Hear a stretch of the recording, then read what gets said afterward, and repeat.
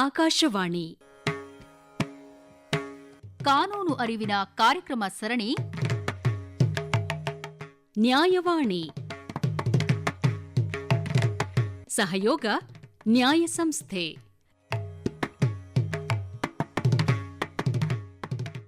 ನ್ಯಾಯವಾಣಿ ಕಾರ್ಯಕ್ರಮದ ನಮ್ಮ ಶ್ರೋತೃಗಳಿಗೆ ಕಾರ್ಯಕ್ರಮಕ್ಕೆ ಸ್ವಾಗತ. ನಮ್ಮ ಜೊತೆಗಿದ್ದಾರೆ ರಾಬಿನ್ ಕ್ರಿಸ್ಟೋಫರ್ ಅವರು. ಇವತ್ತಿನ ಪ್ರಶ್ನೆ ಏನು ಅಂತಂದರೆ, ಈಗ ಬೇರೆ ಬೇರೆ ಕೌಟುಂಬಿಕ ಹಿಂಸಾಚಾರದಿಂದಾಗಿ ಮಹಿಳೆ ಮನೆಯಿಂದ ಹೊರಗೆ ಬಂದಿರ್ತಾಳೆ, ಒಬ್ಬಳೇ ಬಂದಿರ್ತಾಳೆ. ಆದರೆ ಮಕ್ಕಳನ್ನು ಗಂಡನ ಹತ್ರ ಬಿಟ್ಟು ಬಂದಿರ್ತಾಳೆ. ಆ ಟೈಮಲ್ಲಿ ಮಕ್ಕಳನ್ನು ನೋಡಬೇಕು ಅಂತ ಅನಿಸುತ್ತೆ, ಯಾಕಂದರೆ ತಾಯಿ ಕರಳು, ವಾಪಸ್ ಹೋಗಬೇಕು, ನಾನು ನೋಡಬೇಕು ಅಂತ. ಬಟ್ ಅಷ್ಟೇ, ಮಕ್ಕಳನ್ನ ನೋಡ್ಬೇಕು ಅನ್ನೋದಷ್ಟೇ ಉದ್ದೇಶ ಇರುತ್ತೆ ಹೊರತು ಮತ್ತು ಇನ್ನೊಂದೇನೂ ಇರಲ್ಲ.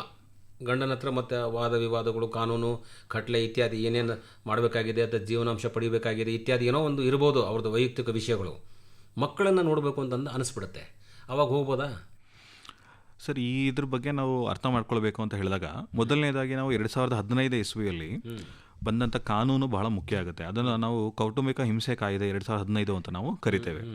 ಈ ಕಾಯ್ದೆಯನ್ನು ನಾವು ಗಮನಿಸಿದ್ರೆ, ಈ ಕಾಯ್ದೆ ಅಡಿಯಲ್ಲಿ ಕೌಟುಂಬಿಕ ಹಿಂಸೆಯನ್ನು ಅನುಭವಿಸುತ್ತಿರತಕ್ಕಂಥ ಮಹಿಳೆ ಜಗಳ ಮಾಡಿಕೊಂಡು ಅಥವಾ ಜಗಳದಿಂದ ಮನೆಯಿಂದ ಹೊರಗಡೆ ಬಂದಿದ್ದಾರೆ ಅಂತ ನಾವು ಹೇಳಿದಾಗ, ಆಕೆ ಮತ್ತೆ ಹೋಗಿ ಆಕೆ ಮಕ್ಕಳೊಂದಿಗೆ ಇರಲಿಕ್ಕೆ ಕಾನೂನಿನ ಚೌಕಟ್ಟಲ್ಲಿ ಅವರಿಗೆ ಅವಕಾಶ ಇದೆ.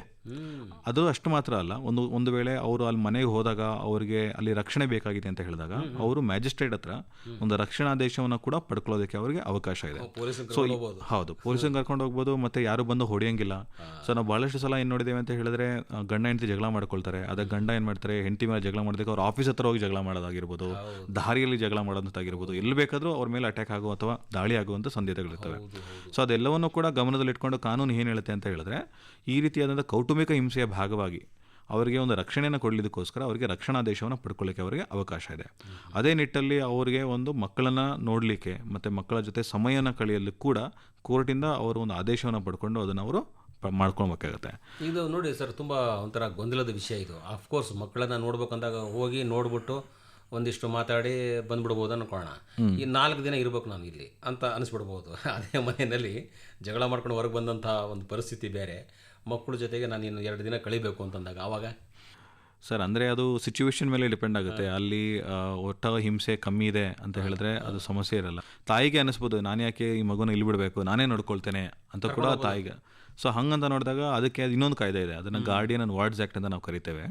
ಅದರ ಅಡಿಯಲ್ಲಿ ಅವರು ಪ್ರತ್ಯೇಕವಾಗಿ ಅರ್ಜಿಯನ್ನು ಹಾಕ್ಕೊಂಡು ಅವರು ಈ ಒಂದು ಪ್ರಾಪ್ತವಾದಂಥ ವಯಸ್ಸಿನ ಮಗುವನ್ನು ಯಾರು ನೋಡ್ಕೊಂಡ್ರೆ ಬೆಟರ್ ಅನ್ನೋದನ್ನು ಅವರು ಕೂಡ ಒಂದು ಕೇಸನ್ನು ಫೈಲ್ ಮಾಡಿ ಅವರು ಪೂರ್ತಿ ಗಾರ್ಡಿಯನ್ಶಿಪ್ನ ತಗೊಂಡು ಅವರು ಕೂಡ ಮಗುನ ನೋಡ್ಕೊಳ್ಳೋಕ್ಕೆ ಅವಕಾಶ ಕಾನೂನಲ್ಲಿ. ಸಾಮಾನ್ಯವಾಗಿ ಮಹಿಳೆಯರ ಹತ್ರನೇ, ಅಂದರೆ ತಾಯಿ ಹತ್ರ ಮಕ್ಕಳು ಇರಲಿ ಬಿಡು ಅಂತೇಳಿ ನ್ಯಾಯಾಲಯ ಕೂಡ ಹೇಳುತ್ತೆ ಎಷ್ಟೋ ಸಲ. ಆದರೆ ತಂದೆಗೂ ಕೂಡ ಮಕ್ಕಳು ನನ್ನ ಹತ್ರ ಇರಲಿ, ನನ್ನ ಕಡೆನೇ ಬೆಳಿಬೇಕು ಅಂತಂತೇಳಿ ಅವ್ರಿಗೊಂದಿರುತ್ತೆ.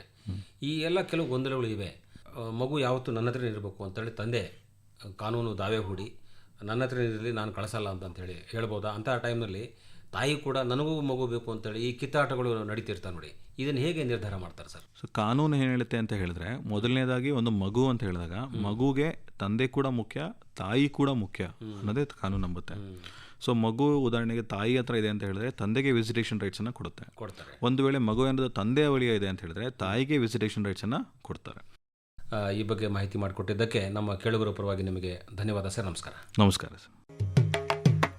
ಇದುವರೆಗೆ ನ್ಯಾಯವಾಣಿ ಕಾನೂನು ಅರಿವಿನ ಕಾರ್ಯಕ್ರಮ ಸರಣಿ ಕೇಳಿದಿರಿ. ಸಹಯೋಗ ನ್ಯಾಯ ಸಂಸ್ಥೆ. ಕಾನೂನು ಮಾಹಿತಿಗಾಗಿ kannada.nyaya.org ವೆಬ್ಸೈಟ್ ಅನ್ನು ಅಥವಾ 965001081007 ವಾಟ್ಸ್ಆಪ್ ಸಂಖ್ಯೆಯನ್ನು ಸಂಪರ್ಕಿಸಬಹುದು. ನಿರ್ಮಾಣ ಜಾಂಪಣ್ಣ ಆಶಿಹಾಳ್. ಸಮಗ್ರ ನಿರ್ವಹಣೆ ಡಾಕ್ಟರ್ ಎಎಸ್ ಶಂಕರನಾರಾಯಣ. ಈ ಕಾರ್ಯಕ್ರಮ ಆಕಾಶವಾಣಿ ಬೆಂಗಳೂರು ಕೇಂದ್ರದ ಕೊಡುಗೆ.